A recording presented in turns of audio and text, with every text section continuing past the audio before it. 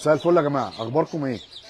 يعني حاجه جميله كده من ضمن الحاجات كده اللي حبيت اصورها لكم، بما ان بقى في ازمه في الكاوتش. بس فعلا المثل اللي قال الغالي ثمنه فيه. طبعا احنا بنعمل تشيك كده على العربيه قبل ما نسافر، فجينا نعمل كده ايه، تشيك على الاربع فرد، نبص عليهم في اي حاجه ولا لا.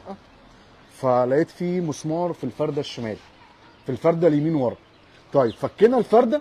بص بقى الجميل كده، الاول الناس تخش على اللايف كده الايه، 50 واحد اللي على اللايف، لايكات كده الجميله والشير عشان الناس تستفاد وهي بتشتري فرده الكاوتش بتاعها. فرده الكاوتش نازله في العربيه الهونداي ايونيك ميشلان، مش اي ميشلان ده، هنا في شاموا كمان. سيبنا من النوع والحاجات دي كلها.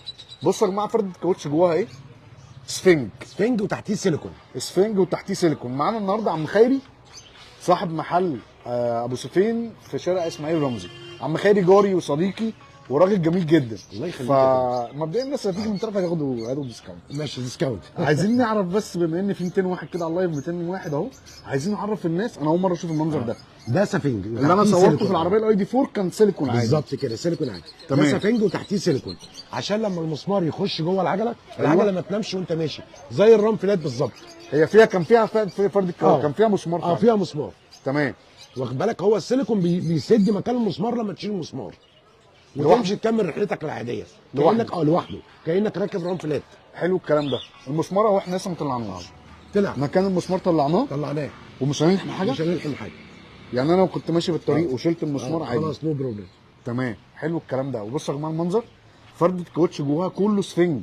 يعني انا بصوا يا جماعه تحت السفنج كده لو بصينا سيليكون. ينفع نشيل حته من السفنج؟ هنبوظ السفنج. نقطعها عشان المتابعين يا عم خير، مش مشكله. بس حرام.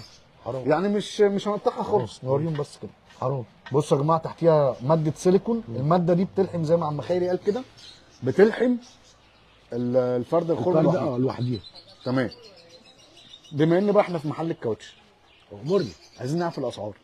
بص، كل المقاسات، كل سعر ليه مقاس، وكل سعر ليه سعر، كل مقاس ليه سعر. تمام. يعني الفرده ال 20 205 مديك المقاس 45 20. دي هتعمل 9 ونص، ال 45 245 9000 ونص. طيب قبل الغلا كانت الاسعار دي بكام؟ كانت ب 7 ونص. 7 ده الطبيعي بتاعها. ده الطبيعي بتاعها. لكن بعد الغلا بقت ب 9 ونص. 9 ونص.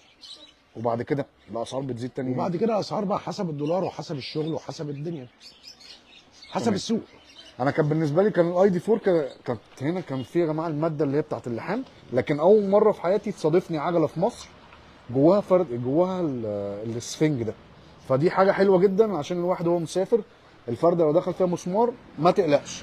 ولو معاك عربيه كهرباء وبتغلها فرده كاوتش، هتلاقي فرده الكاوتش دي غالي ثمنه فيه فعلا. بالظبط كده. حابب نشكرك يا عم خيري. الناس عنوان المحل 22 شارع اسماعيل رمزي، مصر الجديده، قدام اسم مصر الجديده، قدام اسم مصر الجديده، محل ابو سفيان يا جماعه.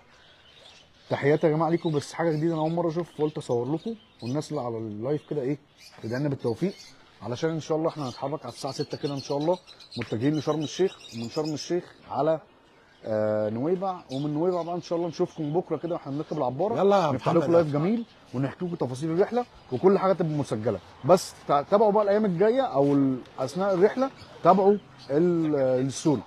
ادعوا لنا بالتوفيق من الحته الشمال. وده الفينش النهائي بتاع العربيه قبل ما نطلع ان شاء الله رحلتنا للاردن. اشوفكم على خير. السلام عليكم.